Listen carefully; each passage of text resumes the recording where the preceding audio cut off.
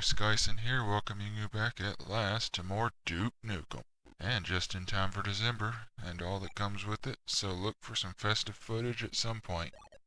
For those of you keeping up, when we left off we were making our way into the evil Dr. Proton's base, had killed a weird ball creature, and got some shiny new shoes.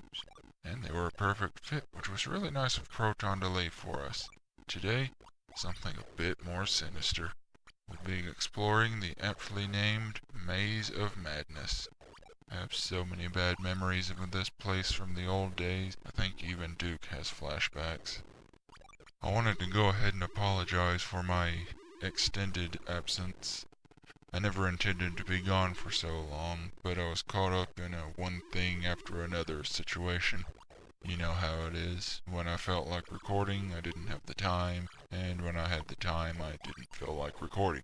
And of course, in the middle of all that, my graphics card decided it was too good for me and quit.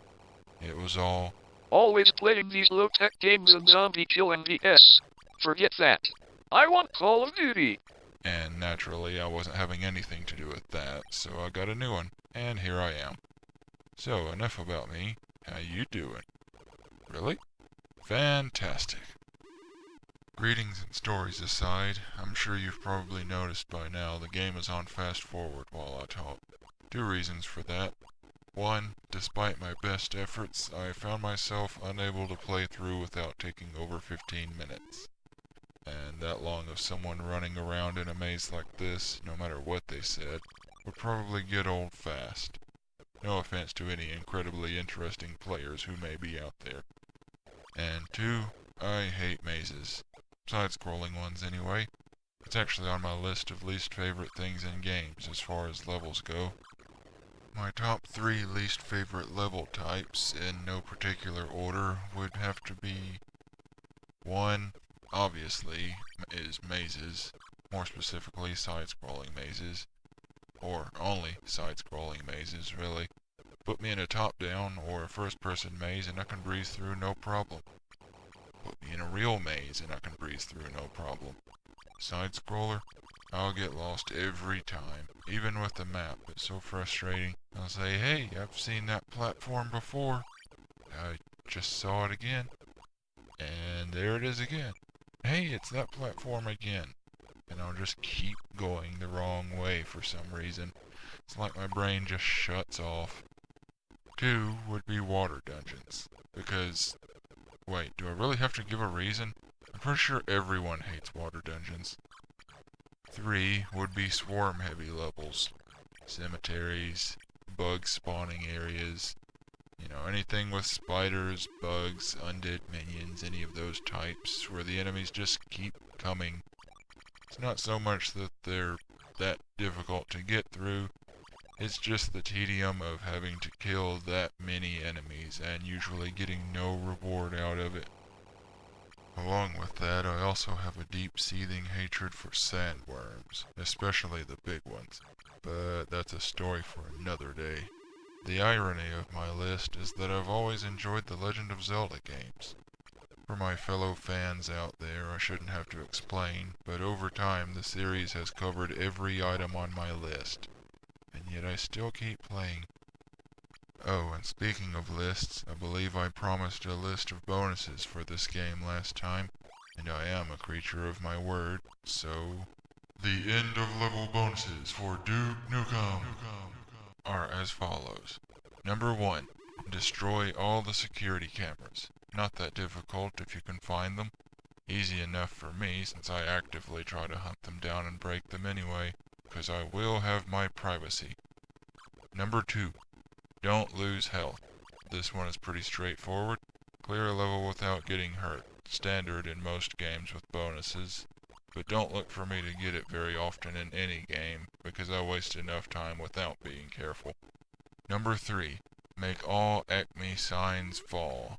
This one isn't particularly hard, but it can be tricky due to how the game works with off-screen objects. If it's starting to fall in the screen above you, it won't actually fall unless you're on that screen. So if one is shaking and you move off screen, then you'll have to return and wait for it to fall, sometimes having to go under it again, which is tricky when it comes to those over a pit. Say you fall under one, but it doesn't fall when you do. Number 4.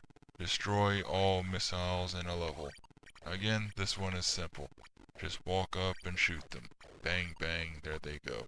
We've not seen these yet, but should find some in the next level or so. If I recall, they usually uncover loot for you, so there's incentive to destroy them. Number 5. Collecting the letters to spell Duke in the proper order. Tricky in that you have to find them, remember where they are, then go out of your way at the end of the level to collect them in that order. Not really worth it unless you're competing for scores, at least in my opinion. Number 6. Destroying all snake tech bots.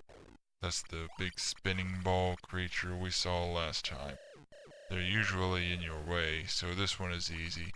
Just shoot them and break all the pieces. Number 7.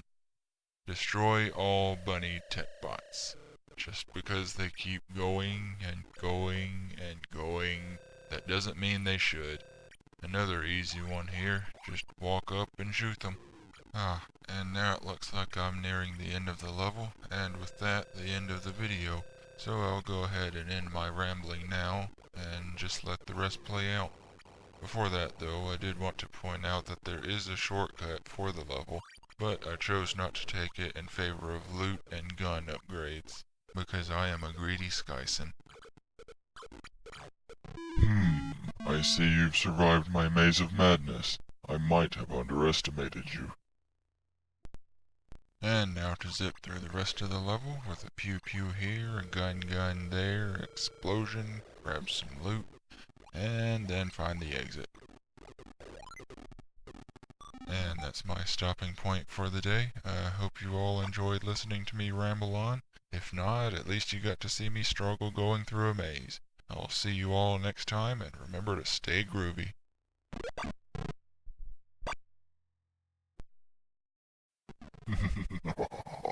Face the pain of my shortcut of doom. Oh, you made it out.